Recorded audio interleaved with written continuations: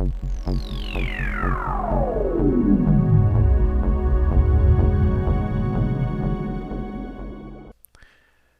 welcome to the fifth video in the Facing the Interface series. In this final video, we're going to take a look at 3 project tools that MMB makes available to the user to help them complete their projects. And specifically, we're talking about the Quick Objects tool, the Dimension tool, and the Zoom tool. Now we're going to take a look at some workspace tools available within MMB. If you go up under the View menu and select Quick Object, that's the first tool we're going to look at. Basically what it is, it's a navigation tool for getting quick access to content for your applications. What we're looking at right now is the Multimedia Builder root directory under the Program Files folder. You'll see a directory: backgrounds, buttons, images, objects. Within these is content that comes with MMB automatically. There's chalk backgrounds, marble backgrounds, white paper. As well, there's a bunch of multimedia buttons that come with MMB. Let's just choose one, for example here. It's a can. Now, it's a multimedia button because it shows a different picture when you click on it. And to demonstrate, I'll give you a quick, I'll compile the project quickly. And when you press on it, you see how it highlights. When you're over top of it and you press on it, it crumples. So there's multimedia buttons available. And if you go back up, so that was backgrounds, buttons. There's also some images available and some other objects.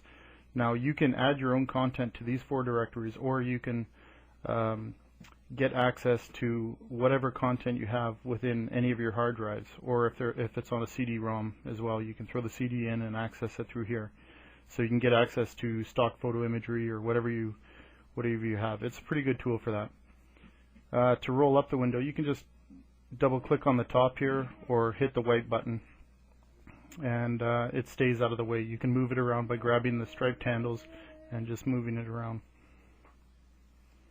So if you want to shut it down, you can just double click on the little folder icon in the corner, or click the X and it closes it. I'll delete that.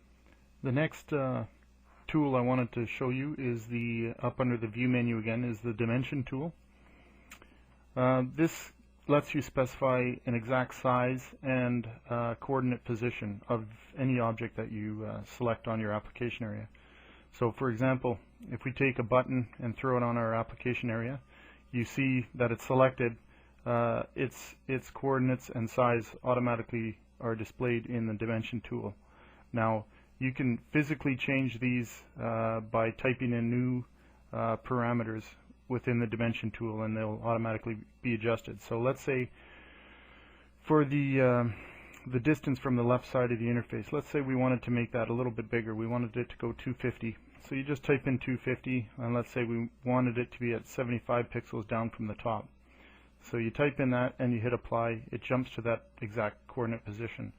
The same with the size of the button. Let's say we didn't want it that size. We wanted it more to be like 100 pixels wide and 40 pixels high. You hit apply and the button gets adjusted as it should. Now if you grab that object on the application area and drag it around, your dimensions are going to be adjusted. If you grab an anchor when it's selected and move the anchor around, your button size is going to be adjusted. So it's a great tool for specifying the exact coordinate position and exact size of your objects.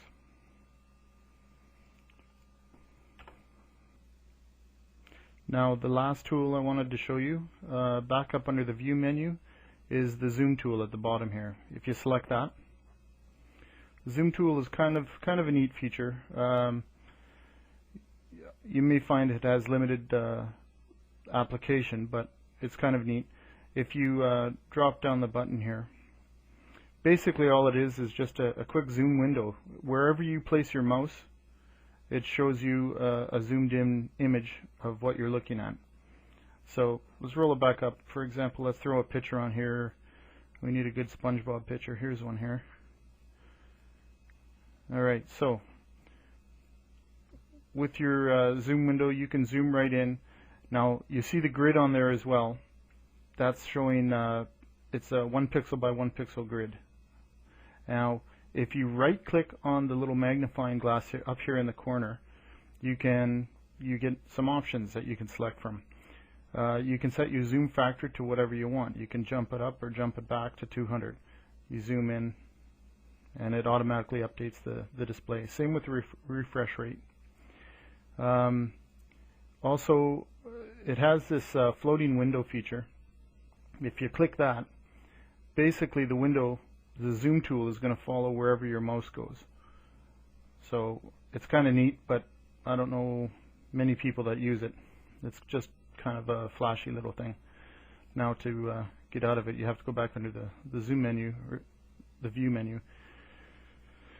So if you right click again, so that was the floating window. Fixed window is the default. You can lock the view on a zoomed in image simply by pressing Control Space. So if here we want to zoom in on his eye, you just hit Control Space and then it locks the position. Wherever your mouse moves, it doesn't matter because your position is locked. If you want to unlock it, you hit Control Space again and you're back to the free roaming method of zooming. And there's also the 1 pixel by 1 pixel grid you could hide. Right, so the grid is gone, or you can change the grid color to whatever you want. Okay, so basically that's the zoom tool in a nutshell. That concludes this video tutorial. We hope you found it useful. For more Multimedia Builder video tutorials, please visit mmb.scogdev.ca.